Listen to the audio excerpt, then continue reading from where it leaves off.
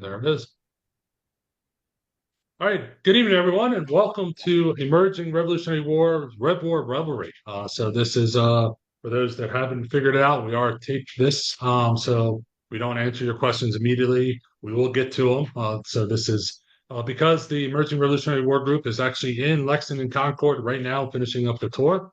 We decided that we could not just skip and the newest one of the newest books out on the war in the New England colonies or states. So we finally wrangled down Mr. Matthew Reardon, whose book, The Traitor's Homecoming, has been published by Savas Beatty, and it talks about this guy named Benedict Arnold. You may have heard about him, and his raid on New London, Connecticut, September 4th through 13th, 1781. So with that, I'd like to thank you, Matt, for being part of this Red War Revelry.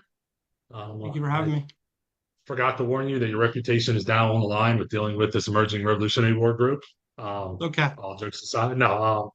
So I'd like to start off. So you're a native, is it Connecticut? Connecticut then? How do you, what's the right way to say it? I have no idea, to be honest with you.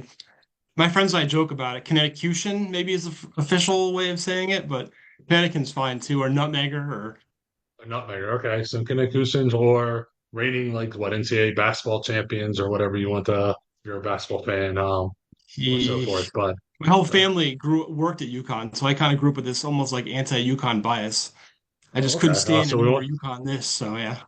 I went to Sacred so we Heart. won't, there you go. We won't talk about that. We'll stick to 1781. So, how do you latch on to this subject?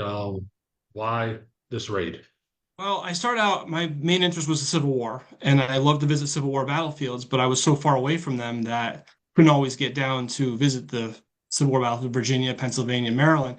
So I started this little tangent in college of visiting local battlefields of not necessarily Civil War, but Revolutionary War and Pequot War and things like that around Connecticut. And on my first trip down to Fort Griswold, I went down there and I thought to myself, well, the field, it's going to have some good interpretation. I got down there. The fort is still there, which is in magnificent condition for as old as it is. I believe it is probably the oldest extent Revolutionary War fortification in the country that's still in existence. I went down there and there were two wooden signs. That was it. A little bit about the raid, a little bit about and that's it. I couldn't walk the route of the British attack. I didn't know where the British attack came from. I didn't know much about the garrison. I knew very little. So fast forward about 5 years later, I'm at Sacred Heart getting my master's degree in secondary ed social studies, and I have to come up with a master's project. And so I decided to go back to Fort Griswold again and say, you know what? I'm going to make a teacher's guide, a field trip guide, interpretation guide, so people, their classrooms can visit the battlefield. So I started digging and digging and digging, and I started finding way more information, way more new stuff than had ever been found before, to the point where it was being recommended to me that I need to turn this into something bigger than just a master's project. I have the master's project right here. This is the original. I bring this on my talks. This is where the book started. This is where the book ended. So we completed the field trip guide. It's not available to anybody. It's got so many mistakes in it. I'm even embarrassed to even show it off sometimes. But we had so much information. We had at least five new British accounts, 100 new primary American sources, about maybe 15 new defenders of Fort Griswold. All this and started to uncover the Battle of New London, which had never been talked about before. Basically, New London had just been, they claimed it was just a militia, quick fight. The militia fired a few shots and ran away. And in my book, we found out, well, actually in the research, and Melissa actually did try to protect New London. And I guess it was much more, the point being is there was much more of this battle than was being told to the people. So, And so you discovered it. So we'll talk. So let's give New London its love first. So New London. So I've been to Harvard for a course, or no, I'm sorry, Yale for a course with Gerda Lerman. We went down to New London. New London's one of these very old seaport towns, if I remember correctly, right?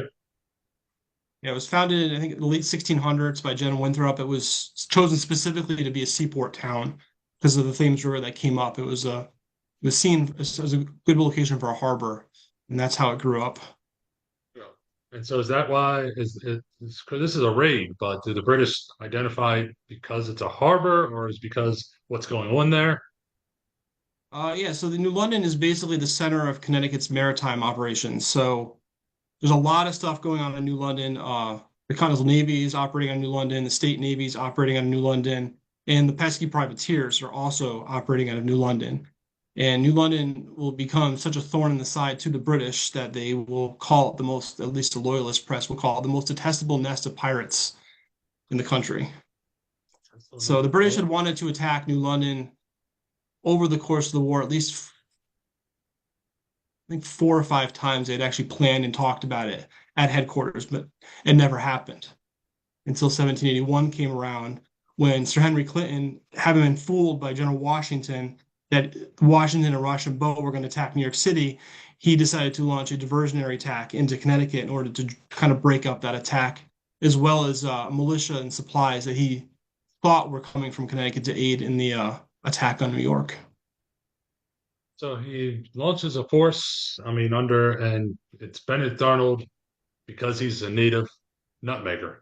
Is that why? Or does Benedict Arnold campaign for this? Or is it he's just selected because of that history? Benedict Arnold, I mean, there are indications that he wanted to attack New London earlier. He had proposed ideas to attack New London. He actually wanted to attack everywhere. Um, but I think Clinton saw him as it, making some conjecture here, really get him off his shoulders because to go, he knew New London probably arguably out of any other British general, he knew London. He knew New London the best because he was from Norwich, Connecticut, which is about 10 miles upriver. He'd spent a lot of time in New London, so he knew New London. So he could go there and he could successfully lead an attack because he knew the ground. I mean, if you're going to attack a place, you have to know, the terrain of the place. So And that's you make a great point, and I was of course reviewed the book, reading and so forth.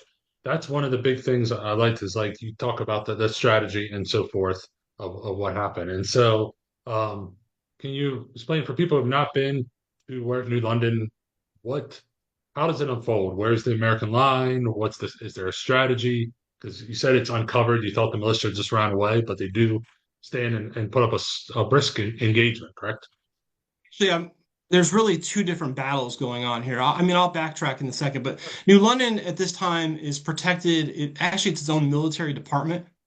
The authorities in Connecticut have called it the Department of New London, Groton, and etc. Basically, the Lieutenant Colonel William Ledyard is the commandant.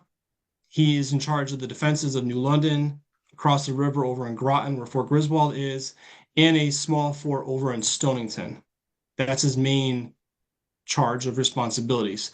By 1781, by the time the attack comes, he's actually in charge of the Connecticut coastline from east of New Haven all the way to the Rhode Island border because the person who's normally in charge of that is under investigation for illicit trading with the British on Long Island.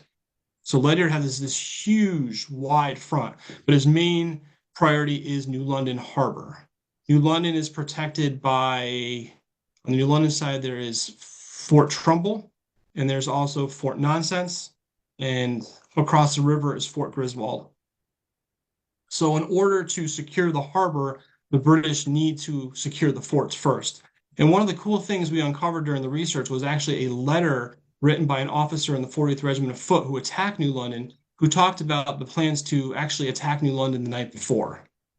Arnold wanted to attack on the night of September 5th, secure the forts and surprise them before the militia could even respond so the British Navy can come into the harbor, destroy the privateers, destroy or take the privateers, and then basically leave without really, hey, we're didn't even know we were there. Unfortunately, contrary winds will prevent them from landing until around 7, 8 o'clock the next morning. And by then, they'd already been sighted by the Americans. Alarm guns were being fired. Militia was responding. Privateers were escaping upriver. Ledyard will leave the defenses of New London in the hands of a Lieutenant Colonel Joseph Harris of the 3rd Regiment of Connecticut Militia, of which is drawn from New London area. And then he'll actually proceed over to Fort Griswold and will actually be in Fort Griswold, which I actually argue will be the key to the harbor. The British have to take New London. They have to take the forts, but they have to take Fort Griswold because Fort Griswold's guns can bear such a destructive fire down upon the harbor that it would make, even if they took New London, they wouldn't be able to get the Navy inside the harbor. So side So note for you, Griswold, where does that name come from? Fort Trumbull is named after Jonathan Trumbull, the governor, and Fort Griswold is named after Lieutenant Governor Matthew Griswold. Side note has no relevancy, but last name being Greenwald, everyone like around Christmas Oh calls no, Griswold. It's Griswold. Yeah, Griswold. Griswold. So I'm Oh, and like, oh, I also Griswold. I also forgot to mention there's the other fort in New London. There's a fort called Fort Nonsense, which actually protects the land approaches to New London from the south, as well as the rear of Fort Trumbull. That was the name given to it by the militia, who, when they built it, did not understand why they were building it, so they called it Fort Nonsense. That But seems its to be official typical. fort was. I'm sorry. No, I'll just, I'm sorry, I didn't mean to cut you off there. It's just, I worked at a national park in Morristown, and there was a Fort Nonsense there. It just seems like when militia don't know what to do, they're just going to name a nonsense and go on. So it's good to see similarity, continuity through with the militia across states. Actually, there's two Fort Nonsenses in Connecticut. There's actually one over in Stamford too. So gotta have a sense of humor when you're digging an earthwork in the middle of yeah. Well, So I mean, the funny part is that they said that the militia that got called to build it, they were like, "When can we go home?" And they said, "Once you finish the fort, you can go home." And they finished it in like record time. and incentive, yeah, give them incentive, man. It's either alcohol or go home. They'll work quickly. So contrary winds, Ledyard. What is the general size of like Ledyard's force? Do we know? Because I mean, militia do come and go.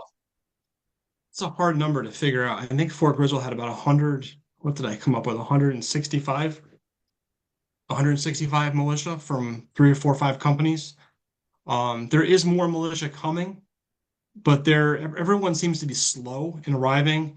There's a lot of confusion. There's been a lot of false alarms of the British attacking. So the militia are like, this is just another false alarm. They don't feel like dropping what they're doing and going to New London.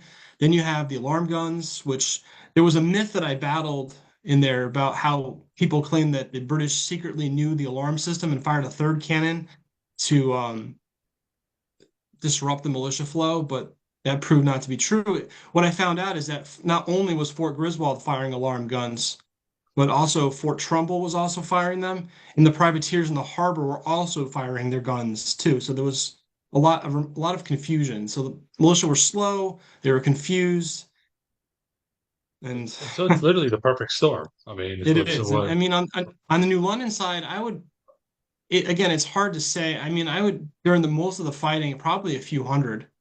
There's going to be a lot of more militia coming from Norwich, Colchester, East Haddam. They're going to come Lebanon, Wyndham. They're all going to come towards nightfall. And those numbers, we don't have any numbers for them. It's just yeah, I just wanted to give the listeners and watchers a just a general estimate. And so on the British side, what does Arnold bring with him onto land? About 1,500 men. He has about 100 Jaegers. He's got the 30th Regiment of Foot. He's got the 40th Regiment of Foot, 54th Regiment of Foot, the Loyal American Regiment, Arnold's American Legion, which is both foot and mounted. That was another surprising thing that we found out. Actually freaked the Americans out. They thought they had like 300 cavalry advancing on New London, which was way. They only had 150 men total, so probably about 30 of them were probably mounted, not 300. So, and they had some artillery. They had three artillery pieces from the Royal Artillery. And so I mean that's a sizable raiding force. So it's going to pack a punch. And I mean these are regular troops led by Arnold. And then for my own curiosity, I think it said like his second command is Edmund R. Did I pronounce that right? Oh, R. so when the British land, Arnold lands on the western side of the Thames River, and he has a second in command, Lieutenant Colonel Edmund Eyre, lands on the Groton side of the river, on the eastern side of the river. So Eyre's objective is Fort Griswold. Arnold's objective is New London. And so, and then as they advance, how do they? So then they can't be in contact with each other. So they're kind of advancing. What's Oh, the they tried. distance? They tried to be in contact with each other. There's actually a little bit of communication between them. I was surprised to find the naval records, the British naval records about sending barges to the shore so they can transport a staff officer from one end, from the western side to the eastern side. But yeah, they're both advancing northwards about the same time. The flanker company, they have flankers on both sides, and those are supposed to keep and communicate with the river. There's actually a British naval force, strike or assault force maybe about 4 or 5, 6 ships sitting at the entrance of the harbor waiting for the forts to be taken. So that once the forts are taken, they can go into the harbor. Arnold will advance on mostly militia and sailors, which are under Colonel Harris. Colonel Harris is the most inept commander I've ever read about. Um, the first thing he does, Ledyard specifically visited him in the morning and told him, "I want you to take the militia and man the forts." Well, Harris doesn't do that. Harris sends the his militia to the beach to actually repel the British from invading the beach. So, and the British Navy will make short work of them and they'll send them running. But the militia will reform and they'll skirmish with the Jaegers and they will skirmish for the next 3, 4, 5 miles back towards New London until they're finally broken at Fort Nonsense. Harris, by the time the militia get to Fort Nonsense, Harris has already ordered the evacuation of the fort without telling anybody, and then pulls back into New London itself. And again, he's nowhere to be seen. He claims he was everywhere he had to be, but he's not communicating, not giving his orders, there's no order, no nothing. And the militia and the sailors, some of the privateer crews have actually gone upriver and actually come back down to join the fight, and they're going to try to hold the town. And there's going to be a brief encounter in New London, which is house-to-house fighting, urban warfare, very uncommon for this period.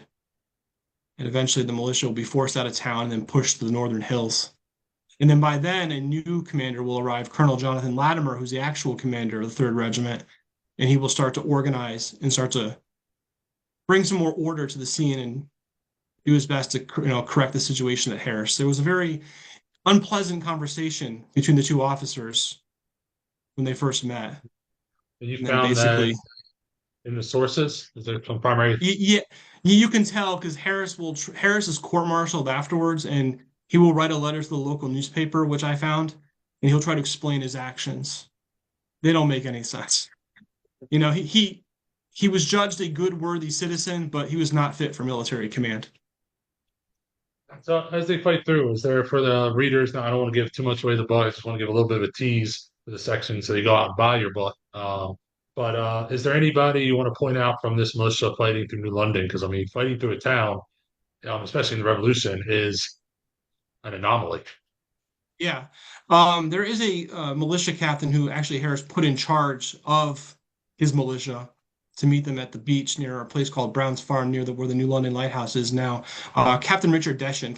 He's everywhere, and he will be captured, I think, 3 times while in the fighting in New London, and he'll break out the last time. He actually points some food in his pantry. Said, "Here, my captors, there's some food over there. You can have it." And he slips out the back door, and he will escape out of the town, and he will actually continue the fight that afternoon north of town, and then he'll actually re-enter the town. He'll fight the Jaegers, the rear guard, afterwards. So there's a lot of unsung heroes that have never really gotten their recognition, that I'm hopefully that this book will actually bring some attention to. That's what I did enjoy. Yeah, the writing. I mean, you hear so much of the 50,000 foot view, but bringing it down, the fighting. That's these tactical studies are very well needed for these Revolutionary War engagements, similar to what we have for the later war, the Civil War. So Not to as mention the so civilians too. There's a few voices of women who've stayed behind their houses and are running to cellars to escape the flying bullets, which I thought was pretty powerful. was, yeah, no, very descriptive. And I'm not just saying that because he's sitting across from the Zoom screen, but yeah, definitely a great writer. You can see that the labor of love they always talk about with these public books. So, Thank you. getting back to, of course, the narrative of so now they've come through New London. With that happening, Ledyard is facing our over on Griswold, and so what happens there? So by the time they are actually, Air will advance northward. Um, he'll come into difficulties with terrain, so he's forced to detach his artillery to find a different route, and they'll actually find a cow path or a cow path along the river, and then the force will continue marching northward. They will encounter actually sailors. Oh, excuse me. I don't know if Ledyard sent these guys down there, but there's probably a dozen sailors who are about a mile and a half south of Fort, will actually come into contact with the British advance guard coming towards Fort Griswold. They will break into a heavy skirmish. I believe 40 to 50, 60 rounds are fired. They extinguish their ammunition. They're forced to pull back to the fort, get more ammunition, then they go back out again. And so they're skirmishing with the force there. Eventually, they'll be pushed out, and they're going to be pushed northeast of the fort, and then Air will move to attack the fort. He's going to stall for time because by the time he gets to the fort, he's under artillery fire. He hears cannon fire, and there's actually Ledyard's actually ordering his gunners to fire into New London towards the British. He's very confused because he was told the fort was incomplete. There's a small force here, and now I have artillery. What's going on here? He will send a flag forward, and I will argue the flag is not only to ask for the surrender of the fort, but it's also to get an up-to-date look at the fort and try to make a stall for time to wait for his artillery to come up. So he will actually send, I think it's like 2 different flags forward, demanding the surrender. They come back. They tell Air what's going on. There's a stronger fort here. There's a force that's probably a little stronger than we anticipated here. And eventually, he's going to be forced to attack. He has to make a decision. He's got to wait. Then he gets that staff officer from Arnold that I mentioned a little earlier, and Arnold wants the fort taken immediately. And so Air is forced to advance on the fort without his artillery, which he probably could have put to good use. The artillery won't arrive until actually right towards the end of the battle. I guess perfect timing for them. And so Air will attack the fort. He's going to send half of the 54th. And all these details are actually in a letter that I discovered of the British talking about the plans to attack. So I'm not just pulling this out of nowhere. There's a half the 54th Regiment will attack the south of the fort. The 40th Foot will attack the east. And the flank companies, the light infantry and the grenadiers, which again is very unusual to have them here. But since the regiment had just returned from the West Indies, when they got to New York just prior to the expedition, they were allowed to remain with the regiment, and they were with the regiment during this expedition. Northern end of the fort. The second half of the 54th will be about a half a mile north of the fort. They will be positioned at the Patrick Ward farm. They're there to either exploit a breach of the fort or to help the Jaegers, who are now northeast of the fort, fighting off militia coming to the aid of Fort Griswold, or at least attempting to come to the aid of Fort Griswold. They're actually going to get in a sharp skirmish. I call that the Forgotten Front, because it's never been talked about before. The Jaegers are going to hold them off for several hours, the militia trying to come to the aid of Fort Griswold. The British will attack the fort. Air's first assault against the south wall is going to be repulsed pretty quickly. They'll scatter, and then Montgomery, who's leading the 40th, Major William Montgomery, who's leading the attack on the eastern side of the fort, will just push ahead and actually will swing down. He'll punch eventually 3 holes into the fort, the south walls. The militia is going to beat them back. He'll be killed. Major Montgomery will be killed during the first lead up the south wall. Meanwhile, the flank companies they will fight their way into the north wall of the fort. Now, this is spreading Ledyard's garrison out, and it's really kind of sad because you read the accounts by these guys, like we were running from one end of the fort to the other. Every time a hole opened up, we'd rush over there, beat them back, and then they would come back again. And they started getting desperate. They started throwing solid shot down on them, which the British took as grenades. For a brief moment, they got scared off, and then they're throwing dirt at them. They have pikes in the fort. They're club muskets, and there's some intense fighting along this wall. Every time I go there, I'm like, I can't imagine being there at this time.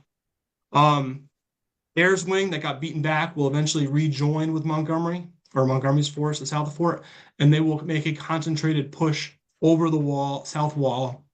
At the same time, the flank companies are breaking in, and then they will completely overwhelm the American garrison. Ledyard will, here comes a controversial part, Ledyard will attempt to surrender. There's a legend that goes back that actually there was a formal surrender and that Ledyard surrendered his sword, which I do a lot of discounting of in the book because I don't really believe it's possible for the intensity of this battle. There's just no way it could just like suddenly stop so 2 officers can have surrender conversation. But anyway, so he'll attempt to surrender. The British have managed to open the north gate of the fort. That reserve wing north of the fort will somehow come forward, even though I will contend that it probably wasn't ordered because its commander, Major Stephen Brumfield, was actually, it almost seems like he was chasing it into the fort, which seems very odd for a commander to be chasing his men. And honestly, by the time he gets in the fort with the men, they're trying to surrender. Americans are fighting still. It's just absolute chaos.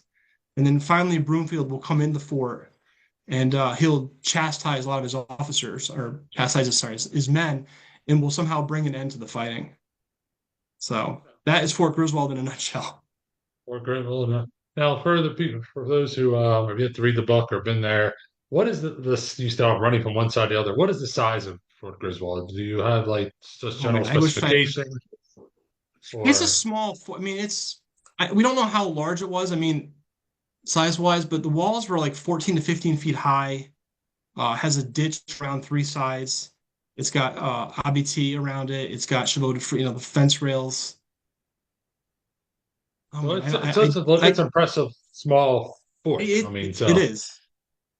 and this so why do the British think the reports are it's unfinished? Is it misinformation, or is it delayed information, or is it just assumed? Probably, I don't know where their sources are. I mean, they don't really reveal where their intelligence came from, but Arnold's report will say they've been led to believe by friends of the government, which I assume are loyalist spies, that the fort was not complete and it did have a small garrison.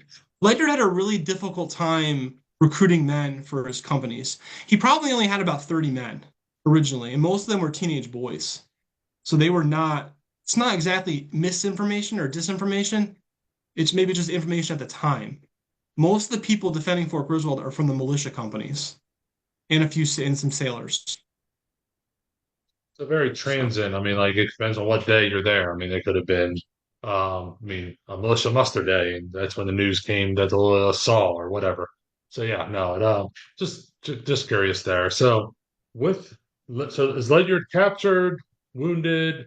Ledyard is killed. So that Okay, Ledyard is killed. I will argue that he was actually killed while he attempted to surrender, and he was run through with a bayonet, along with a lot of his men at the same time. But this point was there was so chaotic and so much confusion that you can see that when the British burst into the North Wall, that the reserve wing, a lot of their officers are struck down. So I mean, you have some Americans trying to surrender. You have Americans in the barracks building firing back at them. And so it's just a recipe for disaster. I mean, you could tell because the British will eventually push south through the fort towards the powder magazine. I mean, they're shooting volleys into the powder magazine. No one in their right mind does that. Something's not no, right. there's a lack of control or command or cohesion or something. Because yeah, that's just literally a recipe for disaster. And And there's actually so reports of Broomfield actually coming by and swinging his sword at the guys and like chastising them. And finally, they're brought under control. They found a drummer. They're beating the long roll, and they're trying to get order here. But it came a few moments too late. So how long is the action at Fort Griswold? Like, does it take the day? 40 minutes to an hour. 40 minutes in it. So now you have the British, they landed about seven or eight. They've cleared New London. They've cleared Fort Griswold. Is their objective now turn toward the port, or where do they go from there? It's too late. The privateers have escaped upriver, so there's no naval pursuit. British naval vessels, which are supposed to enter the harbor, are not allowed to. So, And so they will so complete. I mean, Arnold will over New London. They'll burn storehouses. They'll burn the mills. They'll burn ships. Mostly prize vessels. There's not many privateers left. They're mostly prize vessels or unfinished or vessels in repair. He'll burn those, burn the storehouses. Anyone who has anything to do with privateering, any kind of shop, they're all burned. And then they'll prepare to evacuate. They're only in New London about an hour. He's not prepared to stay there very long. And then so is they'll that from? I'm sorry. no, well he'll pull out and then he'll leave his rear guard, which consists of the Jaegers, and I also forgot to the Associated Loyalists. which is a irregular loyalist force from Long Island mostly. They're mostly displaced Connecticut. They often get mistaken as New Jersey loyalists, but they're not. And they'll cover the rear.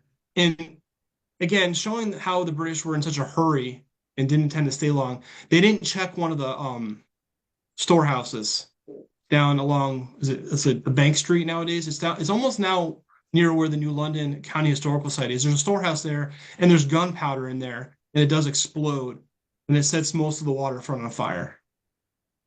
So while Arnold did not intend to burn the town or the waterfront down, I mean the entire waterfront ends up in flames. So is there no for there? I mean, what does this do to I mean, the town in London, the economy? I mean, is it like a small blip or is it like a big hole for a while? No, it burns for most of the afternoon because the militia are not there yet. The British are evacuating. So basically you have whatever civilians are still left in town. And there's reports of civilians like desperately throwing things out of their houses to save them. And the fires just go up and down the streets. And most of the town, like the waterfront is on fire. And it will be destroyed. And the town economy won't recover, some will say, until the whaling industry. So it's going to So be this is a a long time long before memory. Yeah. it's going to be a long Uh, time. um, and Well, over so, in when we get across the river, oh yeah, no, yeah. yeah, Sorry. it's hard something because there's like two different. I don't know how to like sometimes sync these two things together. Over across the river, they'll occupy Fort Griswold. They'll take prisoners, which more than I think about a quarter of them, or actually, sorry, more than half of them are wounded, and they'll attempt to take all of them back to New York until an agreement is made to parole them. And they moved them off to a make to do field hospital at the Ebenezer Avery House, which is in along the waterfront in Groton. And they'll take about, man, I can't think of the number now. They took like I think 40 prisoners, and then they intend to blow the fort up. And they try to blow the fort up, but the militia have broken through. The Jaegers have withdrawn, and the militia has ventured through as a small party militia under a Major Nathan Peters, who will take the bold action of trying to recapture the fort and actually will put the fire out.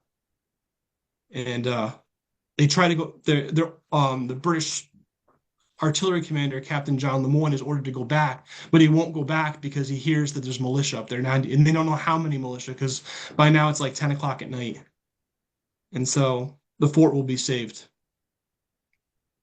So, so with that, with darkness coming, the British will sail. They use the cloak of darkness to sail away, and so the next morning, the They're British, still there. the British They're are still still there. out. They have the local population has no idea what's going on. They fear there's another attack coming. There's rumors being spread that Arnold has told people he's going to attack Norwich. And so it's mostly contrary winds. It's not that the British want to hang out there. They don't have the right winds to get back to New York. But their presence really does freak people out. They eventually withdraw down to Plum Island area on Long Island, where they will remain for a day or so before winds uh, cooperate and they can actually go back to New York. They were expected to be gone a couple days. They were gone for almost 2 weeks, which really surprised So, me. so long time. So with that, I mean, the British being there, what? How does the news vibrate out from New London? Like, when does it reach like Washington or Rochambeau or to back to Clinton? Oh gosh, I had this written down there. I didn't write this down. It's eventually going to get to Washington through Jonathan Trumbull. There's a militia colonel named Colonel Zabdiel Rogers who writes to Governor Trumbull, probably his first account of the fighting. He's not a witness to it, but he tells what's going on. There's rumors of that, the 300 cavalry that are coming. There's rumors that are going to attack more. And so, yeah, word will get out pretty quickly. And I mean, the whole state of Connecticut will be soon be in a panic. They fear more attacks. On the way back to New York, the British will chase a couple of small vessels near Killingworth, and they actually will pursue the shore. There's actually the Battle of Killingworth. They'll sail past New Haven. They can see the militia assembling on shore at New Haven. Everyone's like watching, watching, watching. What are they going to do? And they just kind of glide on by and eventually return to New York. And so with them to return to New York, the battles, these engagements kind of fall into like the history vortex. I think someone said like 1781 being considered laissez-faire in the North. So how were you able, after this passage of time, to find these resources, these primary sources just sitting in the New London Historical Society, or you just No, kind of I'm fascinated by this part, being like, where did you uncover this stuff? yeah. So when I started doing research, I was very quiet about what I was doing. I didn't want anyone to know what I was doing.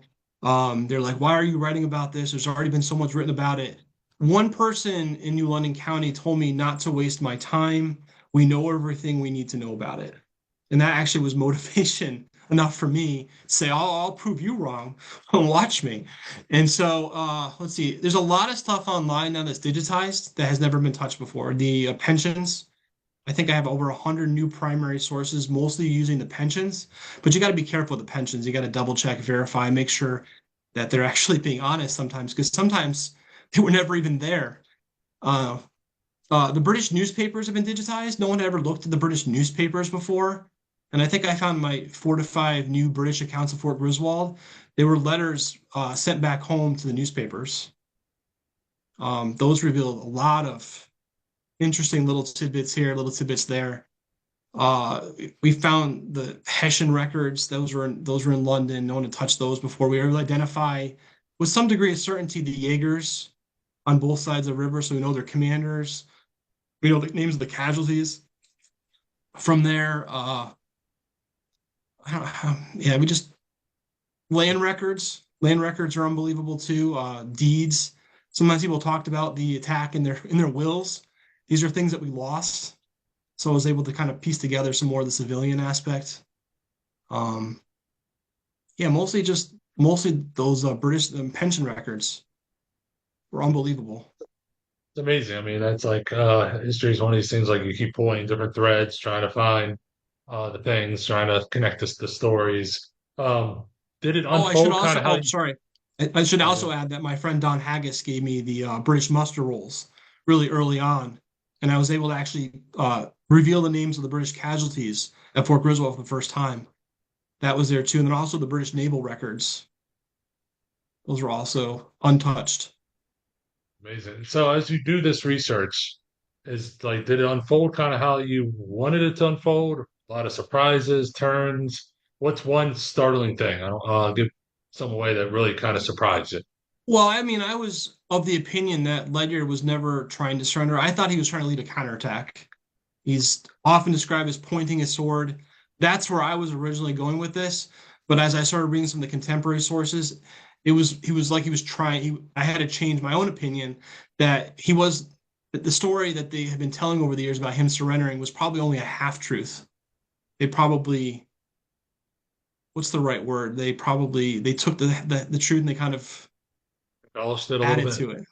Yeah, oh yeah, they added some dialogue to it and they made it a little bit. So I So mean, say Hollywood in it before Hollywood came around is what you're saying. yeah, exactly. And also, we started a couple accounts of defenders of Fort Griswold. They actually were young boys. They were teenagers, and they talk about the nervousness, the anxiety before the attack. They talk about rum being passed around to calm people. They talk about Ledyard walking up on the platform, and, steadying his men, encouraging them. And one guy was so sick to his stomach, and all he thought about was dying. Like he's like, how am I going to stand before God if I kill somebody today? So I thought those were pretty powerful. Now, kind of segueing a little bit here as we get closer to the quarter hour or 3/4 hour mark, excuse me. If someone is visiting New London or Groton or Fort Griswold, what I know Fort Griswold is there's still parts of it around. What can people see? Where do you recommend them going? Um, what is there around to commemorate The these most sites? the most worthwhile thing. I mean, most of New London has been urban renewal up and down. I mean, I-95 goes right through the battlefield. There's a fighting on a place called Post Hill. The entire place where the fighting happened is completely gone. Fort Trumbull is still there, but it's the third fort. It's the Civil War era fort that sits on the site, but the original Revolutionary War era one sits pretty close to it. They have some very interesting displays you can see there. And obviously Fort Griswold. I mean, the fact that a Revolutionary War earthen fort still exists today is worth the visit to go see the fort. Though unfortunately, they have been getting better with interpretation, but there really isn't. Those two wooden signs that I first saw when I went there in 2005, those two wooden signs are still there. Can barely read them now, but they're still there. But the Friends of Fort Griswold have actually done some really good things. They've put together an audio tour, and they've outlined the barracks. So if you walk in the fort, you can see the foundation where the barracks are. So there's definitely some improvements, and there's definitely room for a lot more improvement as well. And now, just a side question: is Ledger's body recovered? Is he buried in London? Is it marked? Are any of these victim or the deaths marked in like a general grave? Remarkably, well, Ledyard's it lies actually in a Colonel Ledyard Cemetery, just down the road from it's at a place called Avery's Knoll. It's where actually the British launched the attack from. He's a pretty nice monument provided by the state of Connecticut during the 1800s. He's buried there with his family. There are a few defenders of Fort Griswold buried around him, and most of the bodies were taken home. They're not buried in some mass grave. They're actually taken home. They're scattered through local cemeteries throughout New London County. The British dead, on the other hand, those dead have eluded me. I have no idea. I have an idea where they might be, but I have a friend down there, John Stewart, who's a columnist for the day and a Colonel Ledyard historian, and him and I have been trying to figure out where the British bodies are, and we really haven't gotten access or answers to questions that we've had about possibilities of where these 60 guys are buried. So the search continues. Like you said, everything we know about it has already been known, but Yeah. Matt is Oh, saying nope. I should also add that Major Montgomery and one other British officer are actually supposedly buried on the site of Fort Griswold, but they're unmarked. So Another unmarked unmarked British officer somewhere up there. So somebody still things to uncover, literally and figuratively. Um, or plenty more. but so as we transition here, the book has come out. I know you're extremely busy, and you're also a public educator, so that means that makes it tough to travel during, especially the battles written in or fought in September, which is normally the start of the school year. Yeah, why'd they They do couldn't that? fight it a month earlier for you, right? If they No, they fought in couldn't have. August, would Same have thing been with best. Civil But War too. The Civil War battles are always fought not during the no, always during the school year. always on a school year, except that small one, I think in Gettysburg or somewhere. It's Yeah. small engagement. But so any public or upcoming talks, virtual besides this one, obviously, any signings? Nothing currently scheduled right now, except for I'm giving one of the addresses for the Connecticut Military Heritage Council, but that's totally unrelated. It's on the Connecticut militia response to the Lexington alarm. But other than that, I regularly update I try to update my web, reardonhistory.com. It's got a whole section of where my speaking engagements are or will be. There's also a blog on there, and there's also a links where you can buy the book.